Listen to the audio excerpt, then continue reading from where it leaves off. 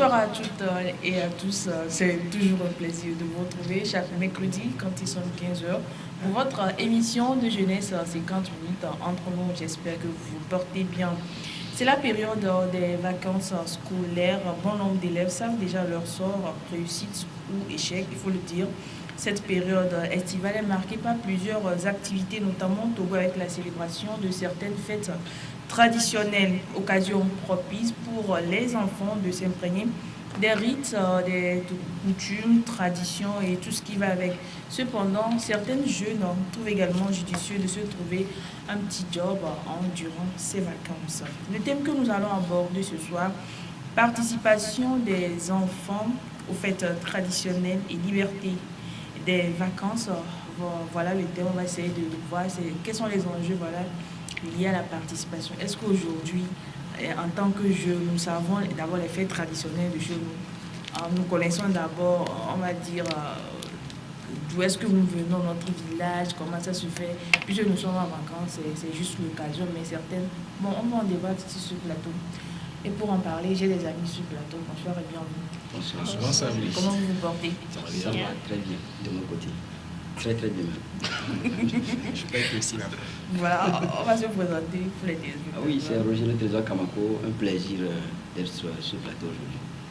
Moi, c'est Abigail et je suis vraiment très contente d'être avec vous ce soir.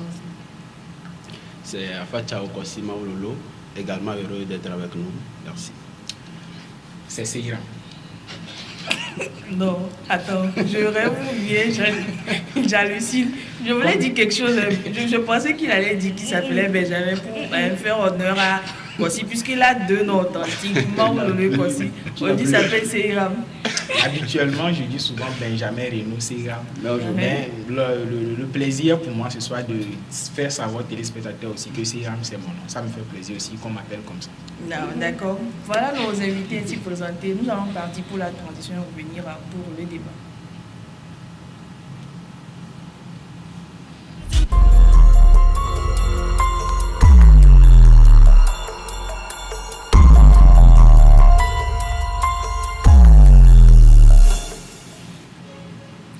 Nous parlons ce soir de la participation des jeunes, puisque nous sommes jeunes, aux fêtes traditionnelles et justement cette période de vacances.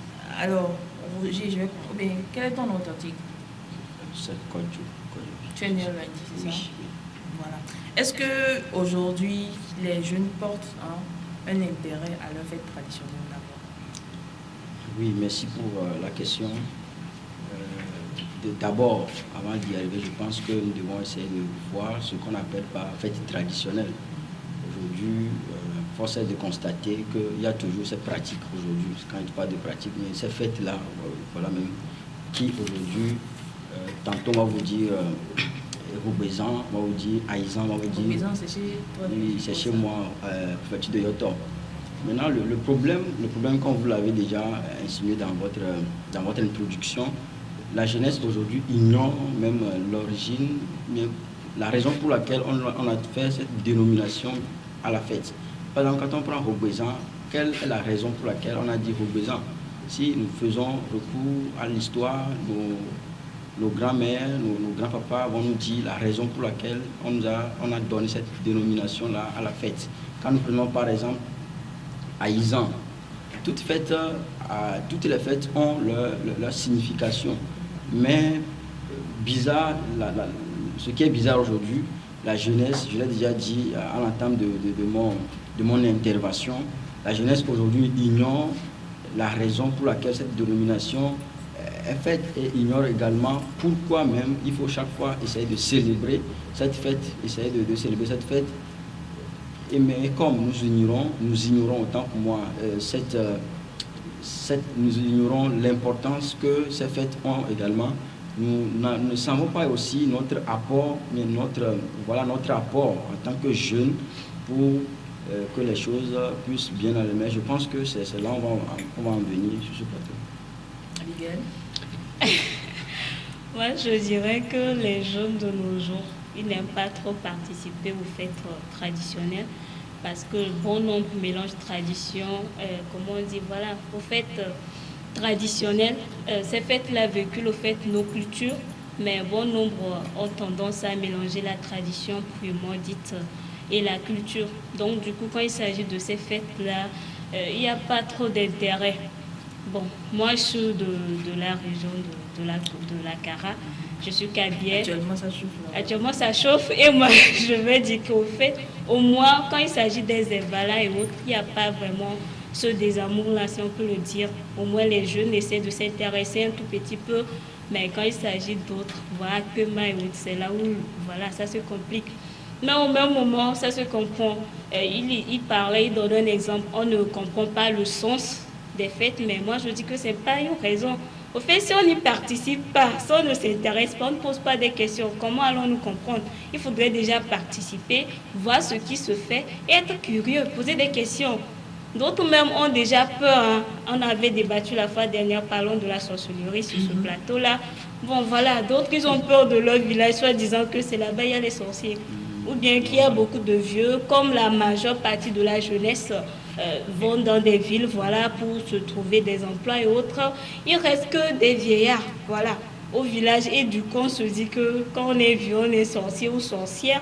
Donc, du coup, ils ont peur de retourner à leur, comme on dit, dans leur village, de retourner à la source pour apprendre. Moi, je dis que non. La sorcellerie, que tu sois en ville ou peu importe ton pays, quand quelqu'un est sorcier et puis te veut du mal, il va forcément te trouver peu importe là où tu seras. Voilà, donc c'est un peu ça. C'est cette peur-là d'aller au village, comment on va dire, c'est tout ça là qui fait que... Et la tradition, bon nombre aussi se dit, voilà, moi je suis chrétienne, je suis musulman, je suis telle. Or, pendant ces fêtes, on fait des cérémonies et autres. Donc, si je vais, forcément, je suis en train de pécher. Forcément, je suis en train de trahir ma religion. C'est un peu comme si je devenais, animiste ou quelque chose. Non, personne ne demande à un jeune de participer pour faire des cérémonies. Non, c'est vrai qu'il y a l'aspect traditionnel, mais il y a l'aspect culturel. Toi, tu peux participer, actuellement, c'est les Zévala dont je vais en parler. Tu peux participer aux Zévala, mais tu n'es pas un lutteur. On ne t'a fait aucune cérémonie. Toi, tu es là pour visiter, pour apprendre, pour savoir, au fait, Zévala, c'est quoi? Comment ça se fait? Voilà, pour apprendre et faire du tourisme et apprendre un peu de tes origines, c'est tout. On ne te demande pas de venir pour qu'on te rase la tête ou qu'on te fasse quelque cérémonie que ce soit. Voilà, c'est un peu ça. C'est Hiram. Oui, vous avez demandé à savoir si nous jeunes nous intéressons encore ou nous apportons un intérêt envers la chose traditionnelle. Ce n'est qu'un secret de polichinelle, tout le monde le sait. Les jeunes aujourd'hui éprouvent ou témoignent un désintérêt total vis-à-vis de ce qui est traditionnel. Le problème, comme l'avait souligné Roger, c'est le manque d'information. Quand vous prenez les notes traditionnelles que nous portons, combien sont fiers de porter leurs notes traditionnelles? Tout de suite, quand je me présentais, je disais que je m'appelle Siram. Et pour moi, c'est un plaisir de porter ce nom. Pourquoi? Parce que les noms ont des significations. C'est tout comme c'est un ignorant, excusez-moi, un ignorant qui porte un nom dans une langue qu'il ne maîtrise pas, et quelqu'un qui préfère, et cette personne-là préfère ce nom-là au détriment d'un nom qu'il comprend parfaitement. Et dans ma langue maternelle, Siram, cela voudrait dire celui-là qui a été béni, ou cette personne-là qui est bénite. Je ne peux pas quand même nier ce nom-là. Le problème, c'est que les jeunes aujourd'hui ne veulent pas accepter ces genres de noms. Quand vous êtes en public, essayez juste d'appeler quelqu'un, par exemple, Mazalou. Essayez d'appeler quelqu'un Koku, Ahosu, Aholu, Abide et autres. Ils ne vont pas quand même accepter ce nom facilement. Mais appeler quelqu'un, par exemple, Georges, je prends les noms au hasard, je rappelle, Roger, etc. Ils vont même ajouter le cool star, etc. Moi, je voudrais bien d'abord qu'on comprenne aussi quelque chose. C'est plus chic et audible à l'oreille quand on dit Siram Star, pourquoi pas? Ou qu'on dise encore Ablavista, etc. J'ai eu une amie qui est, entre parenthèses, influenceuse sur les réseaux sociaux, qui a gardé son nom authentique. Elle s'appelle Ablasta. Et moi, ça m'intéresse. Pourquoi? Parce qu'elle a gardé quand même l'authenticité là. Elle aurait peut-être voulu prendre son nom français qui, naturellement, elle aussi, elle ne l'a pas fait. C'est pour dire en fait qu'on est en train d'abord de nier notre identité culturelle. Et donc, c'est là même, c'est par là même qu'il faut résoudre le problème, ou encore qu'il faut tenter de faire des discussions autour. Et pour finir, je voudrais aussi signaler quelque chose, c'est qu'aujourd'hui, le jeune est en conflit perpétuel et émanant avec ce qui est traditionnel et religieux. Aujourd'hui, quand vous parlez de religion avec un jeune, c'est compliqué. Pourquoi? Parce que la sacralité des choses n'est plus comprise comme avant. Je disais avant qu'on ait démontré cette émission à quelqu'un que dans toute religion, il faut la partie sacrée de la chose, même si la personne n'acceptait pas. C'est pour dire en fait qu'aujourd'hui, on ne comprend pas en fait je dirais quintessence des choses, le sens originel qu'on accorde à ces choses, ce qui fait que les jeunes aujourd'hui n'ont pas d'intérêt pour la chose traditionnelle. S'il faut donner une note, je crois que les jeunes auront 2 sur 10. 2 sur 10, Kossi. Ok, merci beaucoup. Et bon, pour parler aujourd'hui de la tradition, nous jeunes d'aujourd'hui, je peux dire que nous ignorons, sinon nous ne donnons pas d'importance à la tradition. Et bon, je vais aller également dans le même sens que Abigail. Et nous nous cachons derrière la religion et nous disons que bon, s'il advenait que nous nous impliquons totalement dans la religion ou bien dans les affaires traditionnelles plutôt, et bon, nous sommes en train de pécher, soit bon, nous ne nous donnons plus cette même valeur, bien la valeur que nous avons, entre-temps, nous ne nous donnons plus cette valeur, bien nous perdons cette valeur au détriment de la tradition.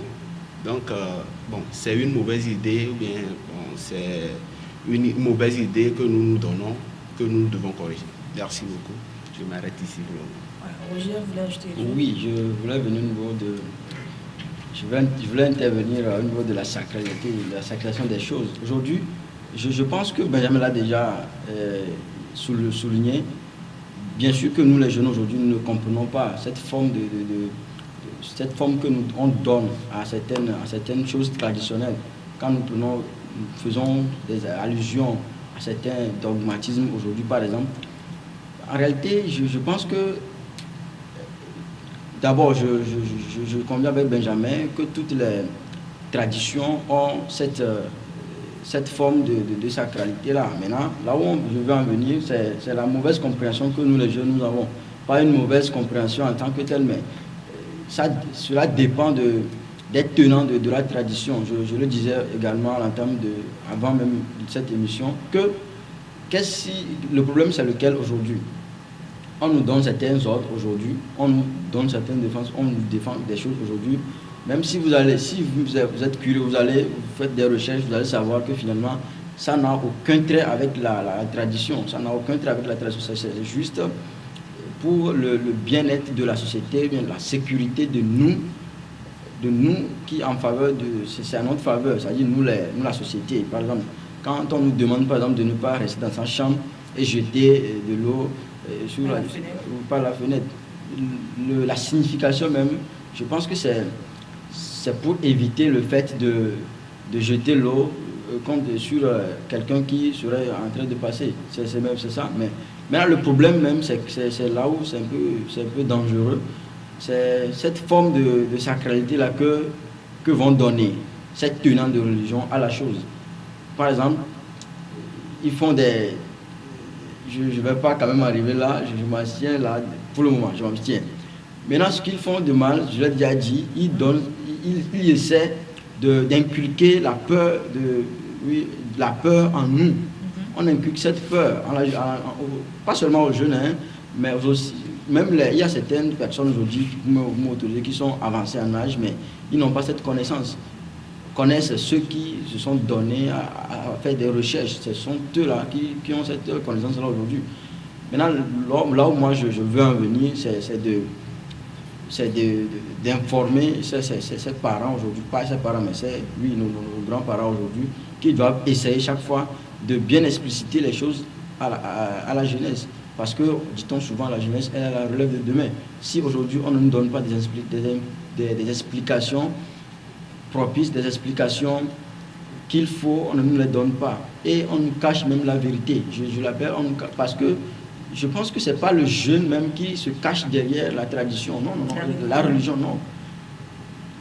Je ne saurais le dire. Mais si le jeune se cache derrière la religion, le vieux aussi se cache derrière la tradition pour faire du mal aux jeunes. Parce qu'aujourd'hui, je l'ai déjà dit, si on essaie de donner cette forme-là, on essaie de sacraliser les choses, c'est pour faire quoi? C'est pour tuer, c'est pour faire du mal. Maintenant, oui, c'est ça. Je veux même en venir au niveau de certains sorts aujourd'hui qu'on essaie de lancer aux gens. Si on t'a volé quelque chose, tu essaies on dit chez nous, à dos vaudou. Par exemple, quand on fait ça, en réalité, quelle est l'idée même auparavant, au début de toute chose? L'idée, c'est de rechercher celui-là qui... L'auteur du vol. Maintenant, avec l'évolution des choses, on essaie... Vous allez voir même que ce n'est pas l'auteur même qui va mourir. C'est une personne lambda dans la famille qui mourira, qui va mourir autant pour moi. Vous voyez que toutes ces choses, maintenant, ça donne une autre forme à la tradition. C'est ce qui fait qu'aujourd'hui, nous les jeunes ne comprenons pas. Mais quand même, je pense que les jeunes aussi doivent aller vers l'information. Alors, vous tous, vous avez touché du point côté religion. Alors, c'est un jeune qui... religion va dire, qui va à l'église et tout cela, est-ce qu'il peut participer à ces fêtes traditionnelles-là? Pas en tant que, par exemple, les Himalayas, pas en tant que spectateur, aller admirer les luttes. Implication. Justement, c'est le mot. Est-ce qu'il peut s'impliquer dans la célébration de ces fêtes traditionnelles-là? En réalité, permettez que je puisse dire que ces fêtes ont connu des modifications ou encore des métamorphoses.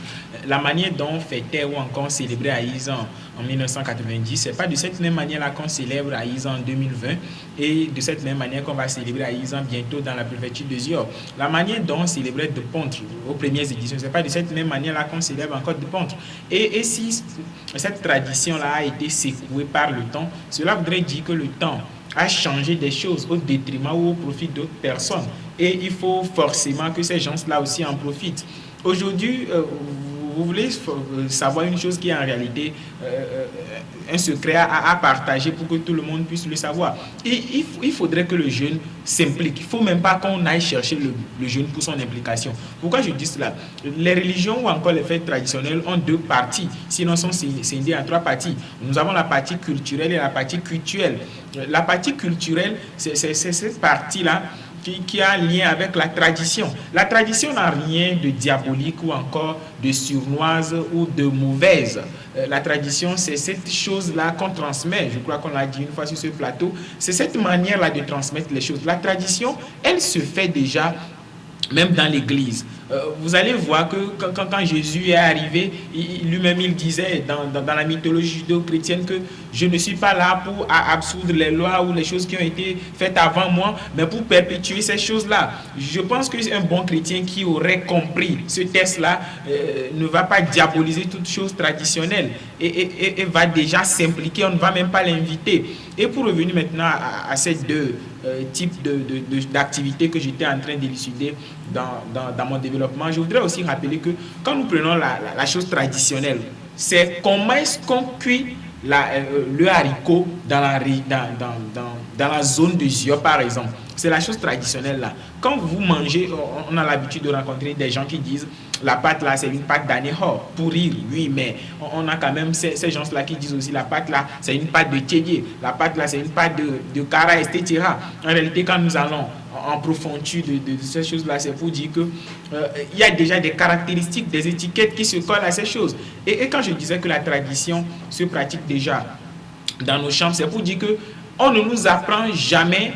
On ne nous apprend jamais ou chaque jour comment nous débarbouiller. Mais quand nous sommes déjà adolescents et que nous pouvons faire certaines choses de nous-mêmes, nos parents nous disent fais comme ça.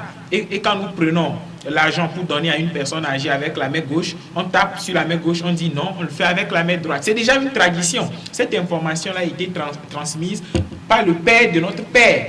Et le père de notre père aussi là, a transmis cette information-là à notre père, etc. Et nous aussi, nous avons le devoir, sinon l'obligation de transmettre cela aux générations qui vont suivre. Donc, la tradition de ce côté, elle doit être perpétuée dans le temps pour que la tradition ne s'issole pas et ne fane pas. Maintenant, pour venir au côté culturel, je disais tout de suite, Roger l'a surenchéri aussi en ces mots, pour dire que toute tradition ou toute religion a son côté sacré.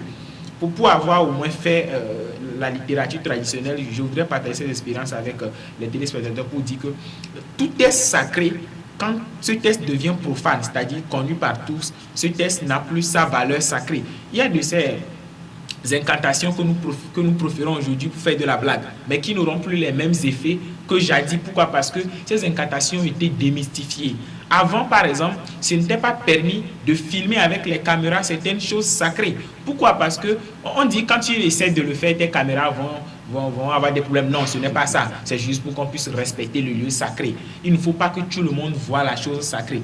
En réalité, ce n'est pas une manière, en fait, de faire peur directement, comme penseraient certaines personnes. Non, mais c'est pour dire qu'il y a un esprit ou il y a encore quelque chose que seule une personne de la métaphysique peut comprendre ou encore peut mieux comprendre et interpréter. Et je voudrais aussi rappeler quelque chose. Quand c'est cultuel, il faut que le jeune... On ne refuse pas à qui que ce soit d'être chrétien, d'être musulman, d'être bouddhiste et tout. Mais il faut que, quand c'est cultuel, il faut que le jeune se demande, est-ce que ma foi chrétienne, ma foi musulmane ou encore ma foi bouddhiste me permet de participer à cela? On dit, venez à Aïzan. Nous allons ensemble préparer le haricot, manger, nos mains vont se toucher. Je ne vois pas la partie sacrée dans ça là, où on va préparer haricot, tu ne vas pas payer, tout le monde va manger, tu seras rassasié, boire de l'eau, rentrer à la maison. Moi, je ne vois pas le côté sacré ou le côté diabolique dans ça là. Mais vous allez voir quelqu'un... C'est-à-dire les cérémonies qu'on fait oui, avant de lancer justement les festivités. Oui, les incantations par exemple. Là, c'est le côté cultuel de la chose. Vous voyez, ces tests-là, pour certains, les anthropologues religieux ont étudié ces tests-là et nous ont dit que ces tests ont aussi leur côté poétique. Vous allez voir que ces tests-là, les incantations qu'on prononce là, ont des rythmes. Et ces incantations sont aussi poétiques. En réalité, la poésie que les Blancs ont fait et nous ont ramené, que nous avons beaucoup aimé, c'est cette poésie-là en réalité qui se retrouve aussi dans les incantations. Et le jeune en réalité doit aller vers ce test-là, mais pas dans son côté sacré. Parce que si sa religion ne lui permet pas, par exemple, de donner la vénération à un autre Dieu que son Dieu, s'il est chrétien par exemple, le jeune peut participer, toutefois en faisant pas attention, je ne dirais pas attention, en faisant la part des choses, le discernement entre ce qui est culturel et ce qui est cultuel. Voilà pourquoi je rejoins l'avis de Roger quand il disait qu'il faut aller vers l'information pour savoir qu'est-ce qui est culturel et qu'est-ce qui ne l'est pas. Sinon, on risque de tout confondre et tout de suite diaboliser tout et ne pas participer, alors que ces fêtes-là peuvent beaucoup aider le jeune à faire d'autres choses que je vais dire plus tard. Merci. Ok, merci beaucoup. Ton avis sur la question? Oui. Bon. Est-ce que peut-être en tant que chrétien, ta foi te permet justement de participer à ces cérémonies-là? Peut-être c'est moi qui avais mal compris la question. C'est tout d'abord dans le développement de Roger, j'ai encore bien compris la question. Et bon, parlant du côté incantation, bien avant la cérémonie, ou bien la célébration, bien la cérémonie, bon, moi je ne pense pas qu'il faut participer à ça. Moi je ne pense pas qu'il faut participer à ça. Pourquoi? Parce que, bon, moi qui se dis par exemple chrétien, et bon, ma doctrine m'interdit d'avoir autre Dieu devant ma face. Et bon, normalement, s'il advenait que bon, je participe à la célébration, moi je ne vois pas la raison pour laquelle je dois participer aux incantations avant la cérémonie. Non. Puisque bon, et par après, je me dis, je dois participer à ça pour ne pas être acculturé, par exemple, ou bien sinon ne pas être déraciné. Mais bon, parlant du côté incantation et autres, bon, moi je ne pense pas que je dois participer à ça bien avant la cérémonie. Merci. Abigail? Moi, je dirais que tout jeune doit participer à toutes les fêtes traditionnelles, telles qu'elles soient. Spécialement les incantations. Je dis tous les jeunes doivent participer à toutes les fêtes traditionnelles. Moi, je reviens là-dessus et s'impliquer. Moi, je dis, il y a l'aspect culturel. Pourquoi je dis, au niveau de l'aspect culturel, ce n'est pas une question de religion, ce n'est pas une question de comment on dit, de sacralité. Là, c'est une question de connaître mes origines, savoir ce qui se fait chez moi. Ça, c'est une façon d'apprendre. Et je ne peux pas me dire qu'à Biais, ignorer tout ce qui est dans Kabylie. C'est un peu... Ça sonne même pas bien. Je ne peux pas me dire qu'à Biais, quand on parle des valades, moi, je ne sais même pas ce que c'est. Ça n'a pas de sens. Quel genre de Kabylie suis-je au fait? Et si moi, en tant que Kabylie, je suis jeune, je me dis ça, j'ignore tout ça, voilà. la génération qui viendra, je vais les inculquer quoi, par exemple, à mes enfants? Je vais leur dire quoi concernant un cabier si je ne lui parle pas de ces fêtes traditionnelles? Parce que ça, c'est, comment on dit, c'est ça qui fait que je suis cabier, c'est ça qui fait de quelqu'un cabier.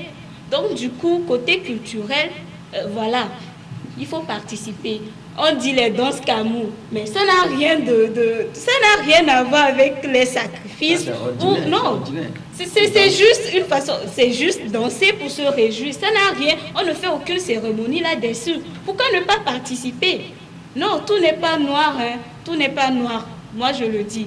Maintenant, où moi je suis chrétienne, je veux participer au Zévala, au moins en pays Kabye, il y a ça. On ne permet pas à tout le monde d'aller au niveau, quand c'est sacré, on ne le permet pas à tout le monde tout d'abord. Tu ne peux pas aller, comme on dit, sur la pierre sacrée où s'asseyent les vierges quand il s'agit d'Akpema. Oh, tu ne fais pas, tu n'adores pas. Ça n'a pas de sens. Pour avoir accès à cet endroit-là, il faudrait déjà que toi-même, tu sois initié. Tu ne l'es pas, qui t'autorise à le faire. Ce n'est même pas permis. Donc, du coup, moi, je trouve que chez moi, on met plus l'accent sur le côté culturel. Voilà.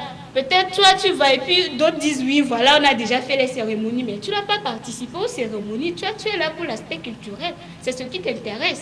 Et voilà, c'est comme ça, moi, je trouve que tout jeune doit participer et valoriser au fait.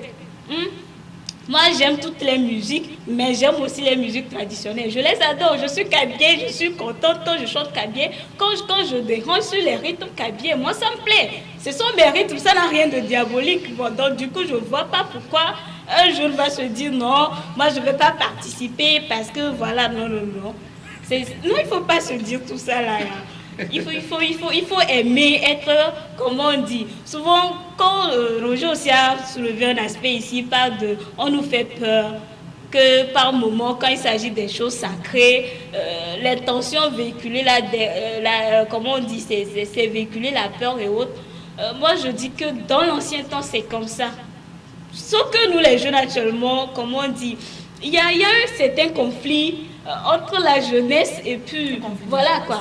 Donc, du coup, je ne sais pas, les jeunes, ils n'aiment pas aller aux informations, mais le peu qu'ils ont, ils l'amplifient, ils le gardent comme ça. Pour eux, c'est la bonne information, ils l'amplifient et ils le gardent.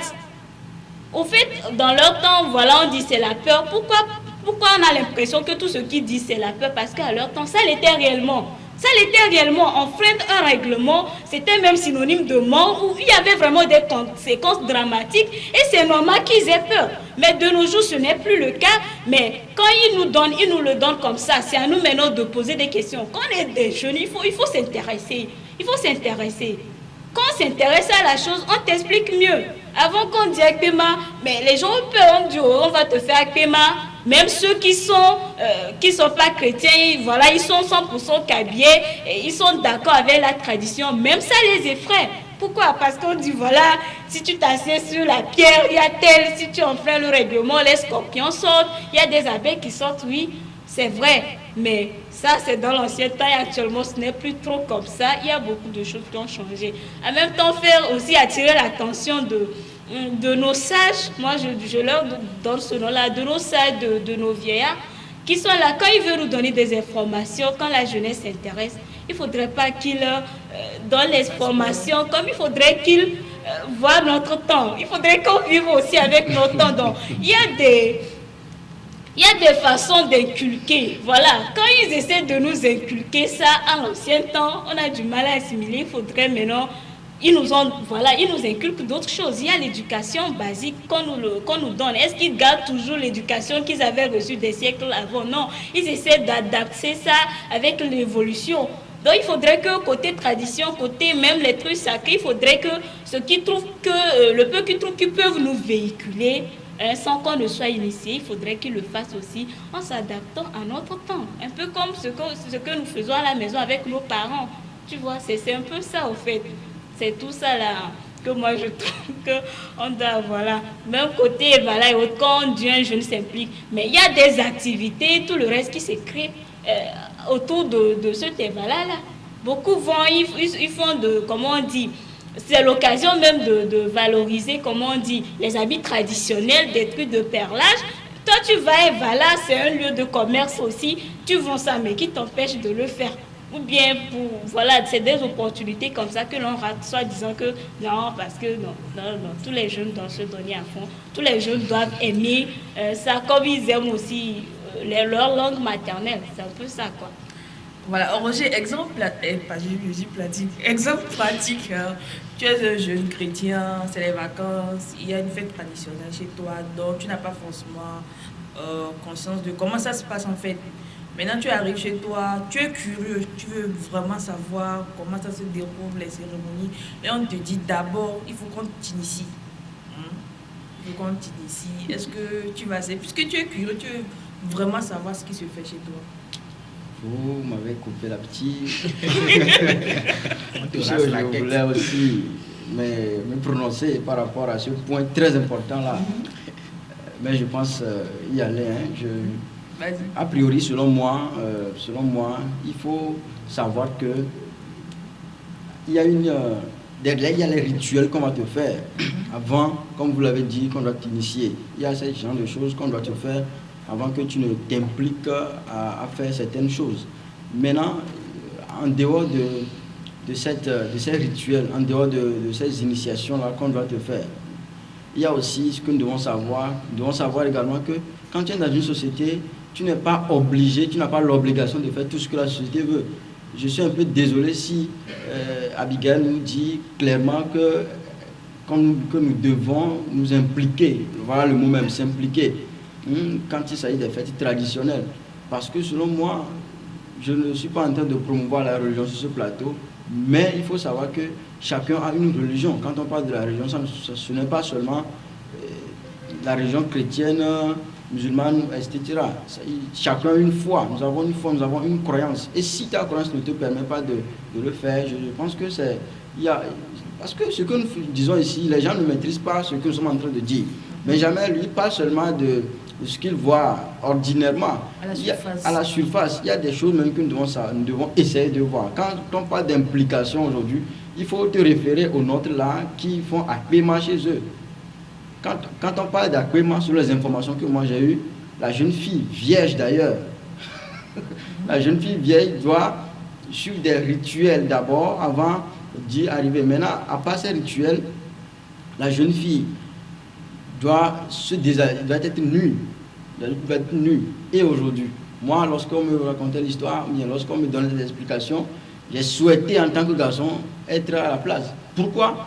Parce que je vais essayer de voir les choses, il faut qu'on se dise la vérité. Et maintenant, moi qui ai cette idée, il faut savoir qu'il y a les gens qui auront cette même idée comme moi. C'est-à-dire quand il y a Akpema aujourd'hui, les garçons vont se préparer, ils vont préparer leurs yeux, juste pour observation, pour voir la nudité d'une fille. Maintenant, toi, un homme qui veut épouser la fille là, qui est vierge, supposons que tu l'as épousée, elle a participé, elle s'est impliquée dans cette fête traditionnelle, Akpema. Tu l'as épousée, Benjamin l'a épousée par exemple. Moi, en tant que ton ami, j'ai vu ce que toi seul tu dois voir. J'ai vu ce que toi seul tu dois voir. Tout le monde a vu ce que toi seul tu dois voir. Maintenant, vous voyez que c'est le côté négatif de la tradition que je suis en train de dire sur ce plateau tantôt. Vous savez, non, Roger, je ne serai pas témoin. Je ne serai pas témoin moi non plus. Je ne veux pas quitter cette base d'Akpema, mais Roger, tu dois savoir quelque chose que quand on parle si tu veux qu'on aille sur ce terrain-là, peut-être glissant, parce que toi et moi ne sommes pas de cette ethnie-là, mais quand nous prenons Akpema, on ne prend pas ces jeunes filles-là, on ne les met pas sur des camions, des fanfares à la bouche, pour se promener dans la préfecture de Koza ou encore dans des lieux où... il faut savoir aussi qu'il y a des moments et il y a des personnes aussi qui doivent faire ces cérémonies-là. On ne va pas quand même prendre un certain Kabié de Lomé qui n'a pas les notions de la tradition, qui débarque d'un jour à l'autre comme ça à Kara ou encore à Soumdina, je ne sais où, et qui dit aujourd'hui je veux participer à Akpema, je vais vous suivre pour voir la nudité des jeunes filles. Non, l'intention là, si c'est déjà dans la tête de quelqu'un, ces vieux-là vont les capter facilement. Je pense que c'est moi qui avait la parole. Oui, mais jusque là, tu étais dans une position où tu présentais l'aspect négatif qui n'était pas quand même vrai. Il faudrait... Oui, ce que je disais, je parlais de la popularité, moi. Maintenant, quand Benjamin dit que ce n'est pas tout le monde qui va participer à Kwema, par exemple, c'est tout le monde qui va venir pour participer. Là, il s'agit de la participation. Maintenant, moi-même, je me disais quelque chose, hein, depuis mon enfant, je me disais, il y a une réalité aujourd'hui qui est sur le terrain. Il y a l'homme de Dieu, le pasteur, par exemple, va dire qu'il y a certains sacrifices, bien certaines cérémonies qu'on va faire à ta femme. Ça se passe aujourd'hui. Et puis, la femme est obligée d'être nue ou des trucs comme ça. Moi, je me disais déjà, malgré mon âge, je me disais que je ne vais pas autoriser ma femme à faire certains trucs. C'est ce genre de choses. Maintenant, vous voyez que, est-ce que ce ne serait pas difficile pour moi, pas pour moi seul, mais pour les téléspectateurs, d'accepter, hein, accepter épouser. Voilà, on a compris ta position. La tradition n'est pas en fait une vulgarisation de la nudité ou encore des choses qui sont dites sacrées, Roger.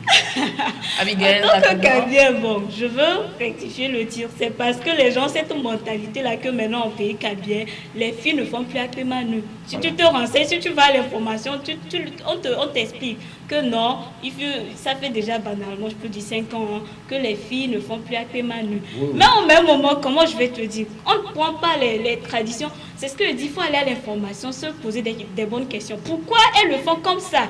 Et quand tu parles d'épouser une femme nue et autres, eux aussi, ça ne les dérange pas. Moi, tu n'es pas obligé, ça ne dérange pas. Et quand on dit aussi de participer, à l'époque d'Adam et Ève. C'est ce que je dis, si ça te dérange,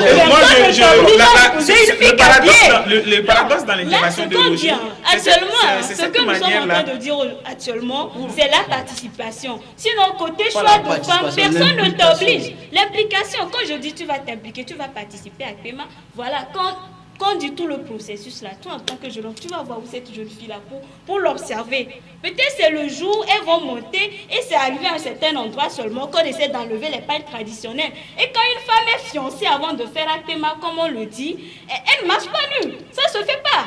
La personne ne marche pas nue. Et c'est arrivé à un certain endroit stratégique qu'elle se met en sous-vêtements. Et là, quand elle rentre dans la grotte, c'est fermé. Avec ça, je me demande à quel moment toi tu as le temps de la contempler, de l'observer à ce point-là.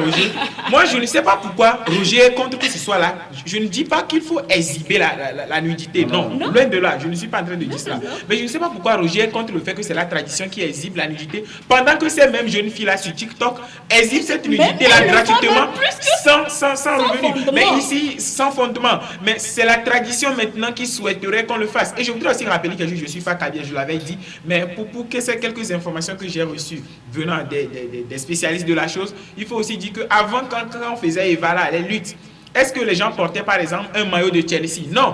Mais aujourd'hui, on voit les gens porter des maillots de Chelsea pour lutter. C'est pour dire que cette révolution, elle doit être perpétuelle, lente et calme. On ne va pas quand même se lever d'un jour à l'autre et pour tout de suite taper sur une table quelque part et dire non. Sinon, on risque de déformer la tradition. On l'appelle tradition parce qu'elle va lentement mais sûrement. Donc, je crois là que je rejoins l'avis d'Abigail quand elle disait que, pour prêter ses mots, qu'elle aime bien se déhancher sur les rythmes d'une musique traditionnelle. Moi, par exemple, que j'ai hâte peut-être de voir très prochainement Abigail se déranger sur cette musique traditionnelle-là. C'est pour dire aussi, Roger, que nous ne devons pas aujourd'hui amener la tradition à un tribunal et donner un verdict ou encore un procès sans donner la parole à la tradition. Avant de te revenir, je vais prendre l'avis de...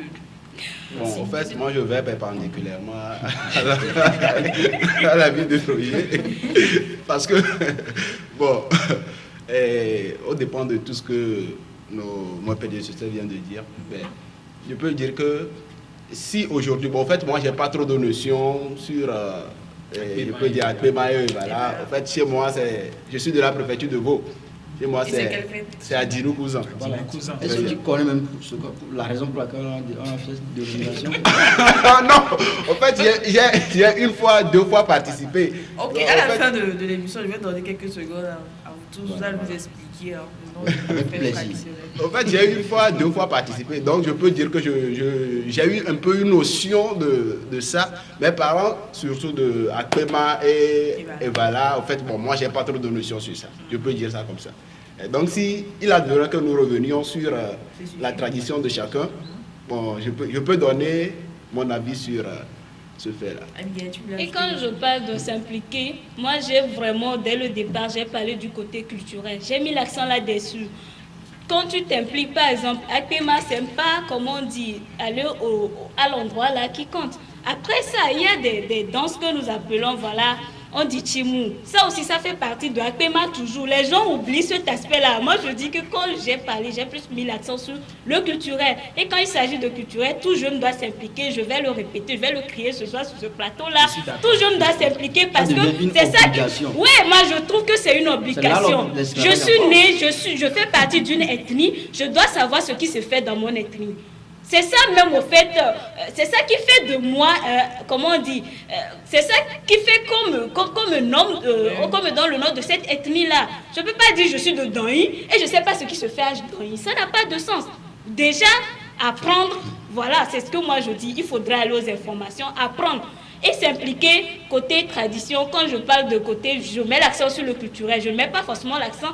Toi, ça te choque de voir quelqu'un nu, mais tu n'es pas obligé de les suivre jusqu'à l'endroit où elle se déshabille et autres. Non, toi tu t'arrêtes, tu viens là à la maison, ils sont au niveau des pagnes traditionnelles où ils exécutent les danses que nous appelons Timou. Voilà, les gens dansent Timou. Moi, je vois des évêques danser Timou avec des instruments de danse. Ça ne veut pas forcément dire qu'on a eu à les faire avec Pema avant qu'ils ne le fassent. Non. Dans la tradition, il faudrait passer par Akpema. Et après ça, c'est une suite logique au fait. C'est pas le jouet se déshabille là que la fête l'a fini comme ça. Non, non. Un mois après, même la fête d'Akpema continue en pays Kabier. Voilà. Il y a Kiena et tout ce qui suit. Et on danse toujours. Ouais. Donc si vraiment j'ai mis l'accent, quand je dis de s'impliquer, il y a plusieurs fêtes traditionnelles. Il faudrait quand même s'informer là-dessus. Même si tu ne participes pas à tout moment, il faudrait t'informer, avoir une notion là-dessus. Voilà, c'est de ça que je parle, pas forcément. Mais j'avais les avantages, voilà, justement. Oui, les avantages de ces jeunes de ces choses, sont tellement innombrables qu'on ne saurait finir sur ce plateau ce soir. Mais on va toucher du doigt ces quelques récurrents avantages que le jeune peut en tirer. D'abord, le jeune a cette fierté-là de s'auto-affirmer. J'ai un ami, pourquoi je m'intéresse beaucoup à lui? Parce qu'actuellement, il vit en France, mais il a refusé qu'on l'appelle Hervé. Il préfère qu'on l'appelle Kofi. Et les avantages, c'est que quand tu comprends ce nom-là, ça te donne une fierté en toi-même. Et en tout lieu, en toutes circonstances, tu profères ce nom-là. On a des gens aujourd'hui qui portent certaines dénominations parce qu'il y a eu des circonstances. Les parents ont traversé quelque chose avant de leur donner ces noms-là. Et quand on comprend par le biais de la tradition que voici ce qui se passe. Ailleurs, quand vous êtes par exemple le troisième garçon, il faut qu'on vous nomme Vincent par exemple. Quand vous êtes la première fille, ailleurs, il faut qu'on vous nomme Kokui. Quand vous êtes le premier garçon, il faut que vous preniez le nom Efui. Ainsi de suite. Et ces noms-là aspirent courage, déterminisme et tout. Et quand vous comprenez cela, c'est votre fierté. Mais quand vous voulez aujourd'hui, chaque temps, c'est ce que nous crions sur les médias, à la maison, dans nos discussions. Nous voulons que l'Afrique aille au rendez-vous de la mondialisation. Et si un jour, nous, Africains, nous devons aller au rendez-vous de la mondialisation, nous n'allons pas aller au rendez-vous de la mondialisation avec les cravates, les vestes. On a beaucoup crié sur ce plateau ou encore ailleurs qu'aujourd'hui, quand on parle de consommation locale, pourquoi est-ce que nos autorités portent encore veste? Mais moi, j'applaudis de passage le geste qu'ils ont fait. Quand ils sont partis déguster le pain local, j'ai fait exprès de vérifier sur la photo là s'il y a encore des gens qui vont s'entêter pour porter les vestes. Mais j'étais très fier. Les gens ont porté les habits traditionnels, les batakari. Les gens ont porté ces habits-là cousus en tissu traditionnel. Et c'est joli et c'est très beau. Il y a aussi quelque chose que nous ignorons, qui a aussi avantage dans ces choses-là. On a le côté universitaire de la chose. On peut aussi faire des recherches par rapport à ces choses et les vendre très cher aux Blancs. Vous allez voir que les Blancs, quand ils viennent, ils veulent qu'on les apprenne, qu'on les initie un tout petit peu à ce qu'ils puissent aussi. Ils sont très curieux, ils veulent savoir danser à Gbadja, ils veulent savoir danser bobobo. Il y a une jeune fille blanche, une Allemande qui m'a dit une fois qu'elle a parcouru le Togo, je ne sais pas comment elle a fait quand même, elle dit qu'elle a parcouru le Togo et que c'est Bobobo qui est la meilleure danse. J'ai cherché à savoir, elle dit, c'est une danse qui met à nu la jeune fille dans son habit. J'ai compris plus tard quand j'ai assisté à une danse traditionnelle de Bobobo où les jeunes filles se sont déhanchées et ça fait du bien au corps et à l'âme de voir une femme togolaise ou encore une femme de Dany par exemple vibrer sur les rythmes de Bobobo. Ça fait plaisir et nous ne serons jamais nous n'arrêterons de nous régaler de ces rythmes-là qui sont traditionnels. Et hormis cela, on a aussi les proverbes, les comptines et autres. Nous avons aussi les mythes chez nous. Aujourd'hui, on croit tellement et fortement en le mythe de création du monde par le biais d'Adam et Ève. Mais nous avons aussi ces mythes-là chez nous et on ne profère pas ces mythes ou encore on ne prononce pas ces mythes, on ne dit pas ces mythes à chaque instant. Ce n'est qu'en ces périodes-là qu'on nous dit pourquoi est-ce que le ciel est loin de la terre, pourquoi est-ce que l'eau de la mer est salée.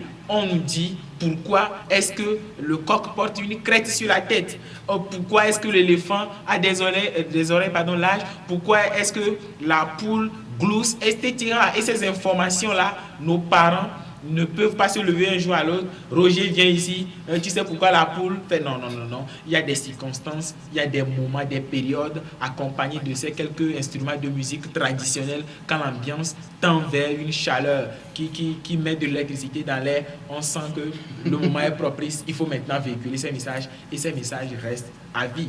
Et pour finir, je voudrais aussi rappeler que aujourd'hui nous devons aller plus loin en pensant à ces avantages-là et dire aussi que au-delà de ce qui est traditionnel ou encore ce qui est fête et tout, il y a aussi le côté commercial. Aujourd'hui, on a je salue beaucoup l'initiative de nos jeunes qui ont déjà les Miss par fête traditionnelle. On a Miss Aïzan, on a Miss Evala, Miss tel, mais il faut aussi repenser ces choses-là et les faire mieux et plus véhiculer ces valeurs-là.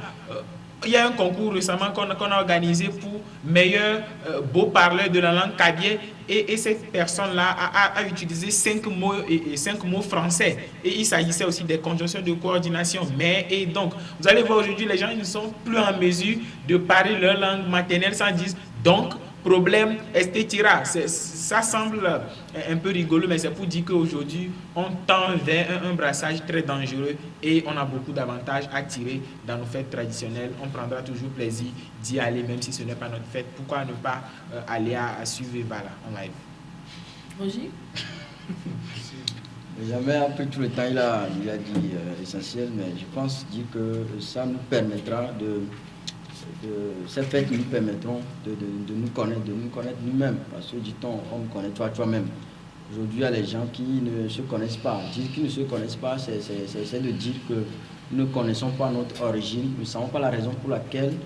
D'où est-ce que nous venons en fait? D'où est-ce que nous venons, oui. Nous ne savons pas la raison pour laquelle on nous appelle par exemple Kodjo, on nous appelle Kofi par exemple. Les gens vont vous dire que c'est parce que tu es né un vendredi qu'on t'appelle Kofi. Les gens vont te dire que c'est parce que tu es né dans une telle ville que vous avez ça comme votre fête traditionnelle. Mais autour de ces fêtes traditionnelles, il y a des explications à donner. Maintenant, je l'avais dit que c'est le lieu de l'ancien appel à nous les jeunes pour aller vers l'information, parce que celui qui a l'information, il a le pouvoir. Je pense que l'essentiel, je ne dis pas, mais jamais, là où je veux plus insister, c'est la partie linguistique. Aujourd'hui, nous avons du mal, nous les jeunes, qui avons ce petit diplôme du blanc là, nous avons été à l'école du blanc. C'est tout un problème maintenant de faire une traduction même. Traduire une simple phrase dans sa langue locale, c'est un problème. Je pense que ces moments-là nous permettront de connaître par exemple comment on appelle la lampe dans notre langue traditionnelle. Alors, on me fait signe que nous n'avons plus assez de temps à faire un petit tour de table, on va parler de nos fêtes traditionnelles. On va commencer par l'actualité. Et voilà, appelez-moi. Abigail. Ouais. Bon, au choix où il faudrait forcément que je parle de Vala et d'Akpema. Oui, un petit aperçu, explication. D'accord, et voilà, au fait, c'est l'initiation des jeunes garçons en pays kabyé, des jeunes garçons adolescents. Et c'est après cette fête qu'ils rentrent dans l'âge adulte. Et cette fête pour faire, c'est une démonstration de force que ces jeunes-là essaient de faire. C'est tous les cantons de la préfecture de la Causa. Voilà, c'est spécialement dans la préfecture de la Causa. Et ils essaient de démontrer démonstration de force. Et après ça, tu vois, après quand tu arrives à t'en sortir, quand tu es vainqueur, déjà ça t'honore. Tu as la chance d'avoir voilà, quand tu veux épouser, voilà, tes beaux-parents, ils t'acceptent mieux. Et au même moment, tu rentres dans l'âge adulte. Mais pas totalement, parce qu'il va falloir que tu attendes 5 ans. C'est après chaque 5 ans qu'on fait condona. C'est après ça que maintenant, tu as le pouvoir de décider en ce qui concerne le développement ou l'avancement de ta communauté. Donc, quand tu n'as pas fait Evala déjà, on ne te considère pas comme un cabier entier. Tu n'as pas le droit de décider quoi que ce soit par rapport à la décision, peu importe ton niveau intellectuel. Non, la société cabiaise ne te reconnaît pas en tant que jeune cabien. C'est la même chose pour Akpema, à la différence que Akpema, ça, c'était plus pour, comment on dit, amener les jeunes filles à garder leur virginité jusqu'au mariage. C'était cet aspect-là, il fallait garder plus. Déjà, on se dit que la jeune fille même déjà ne connaissait pas totalement ce que c'est que, comment on dit, elle ne connaissait même pas totalement son corps, tout ce qui est sexuel, elle ignore totalement.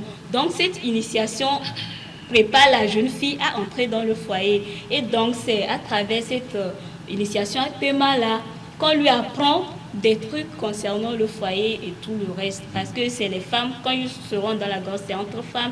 Et on va lui apprendre ce qu'il attend concrètement. Et avant, dans l'ancien temps même, juste après Akpema, la fille rentre, comme on dit, dans le foyer. Ce qui veut dire qu'elle est dotée bien avant. Et tout ce qui est cérémonie d'Akpema même, c'est son mari qui prend toute la charge, toute la responsabilité. C'est son mari qui lui fait Akpema.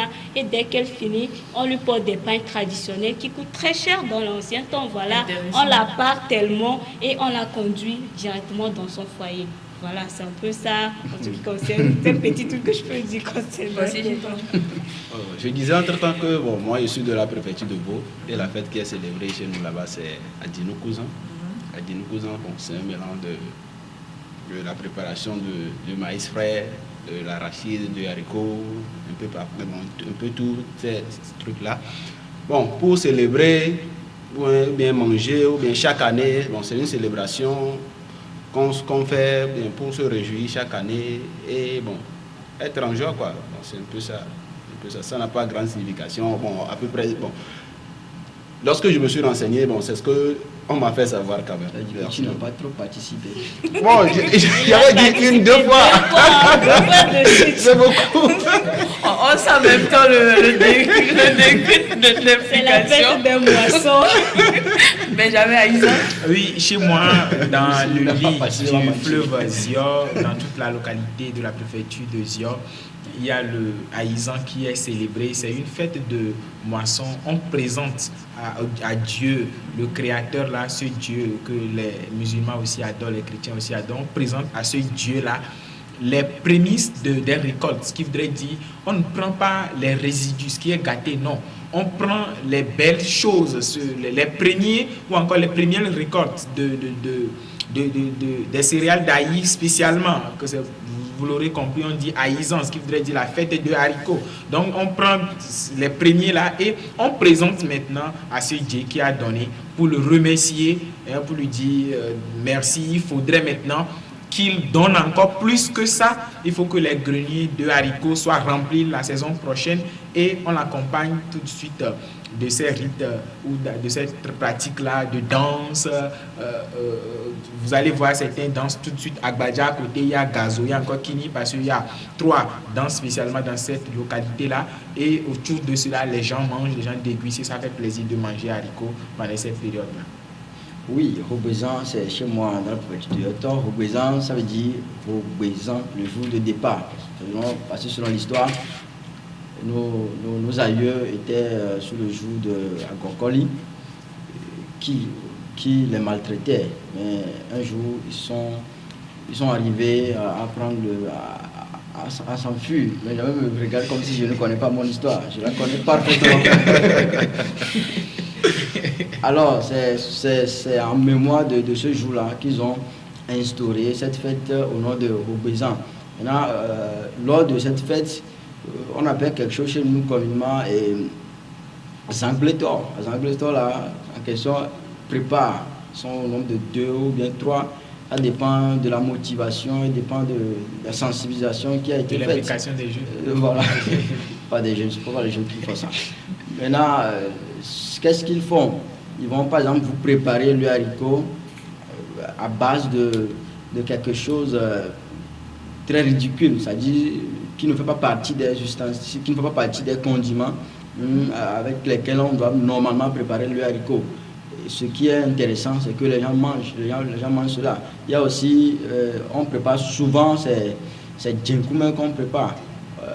Pâte salée. Oui, la pâte salée. On prend... Blanc ou bien...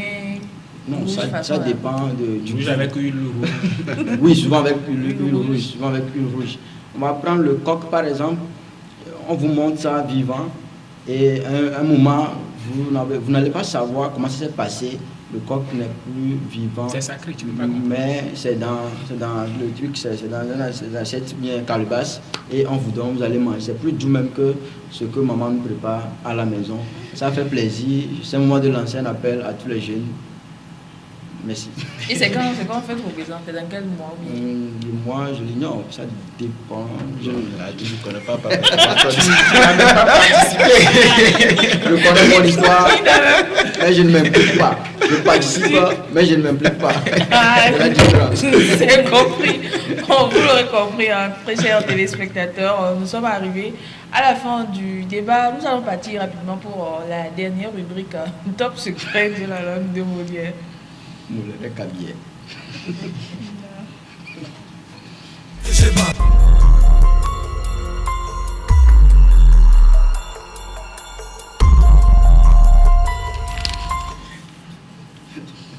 Voilà, retour sur ce plateau. C'est grave.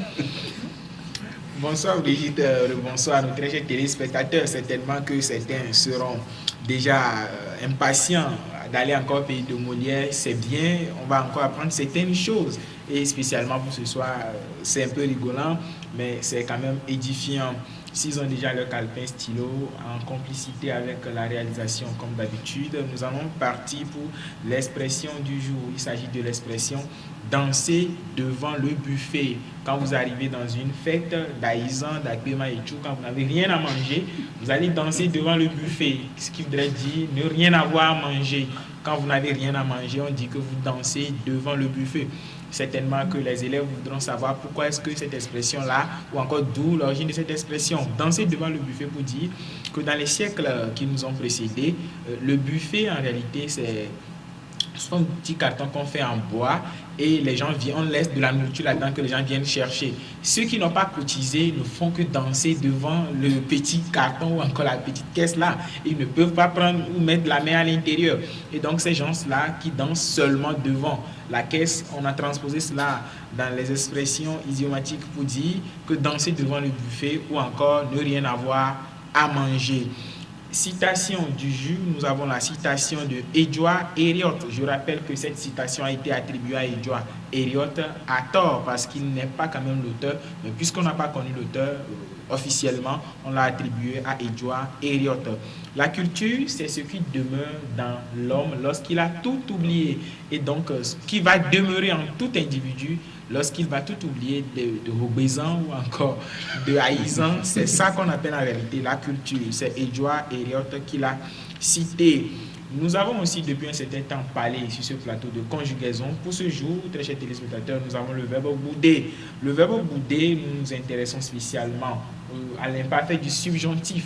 On dit que je boudasse, que tu boudasses, qu'il bouda, que nous boudassions, que vous boudassiez, qu'ils ou elles se boudassent.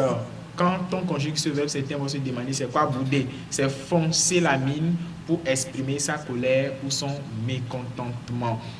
Nous avons aussi l'habitude de dire maladie infectieuse. Non, on ne dit pas maladie infectieuse, on dit maladie infectieuse. Il y a le i que nous avalons, mais que nous devons forcément prononcer parce que l'adjectif infectieux vient de infection. Il y a i qu'on ne doit pas oublier, infectieuse. Pour finir, nous avons aussi l'habitude de jouer les cartes. On en a joué. Et la période des vacances, les enfants jouent les cartes. spécialement en EV, par exemple, on dit SIPA, carreau, yété, clé et tout, mais en français, on ne sait pas comment est-ce qu'on appelle ces choses. Le numéro 1, c'est pique. Le numéro 1, c'est pique.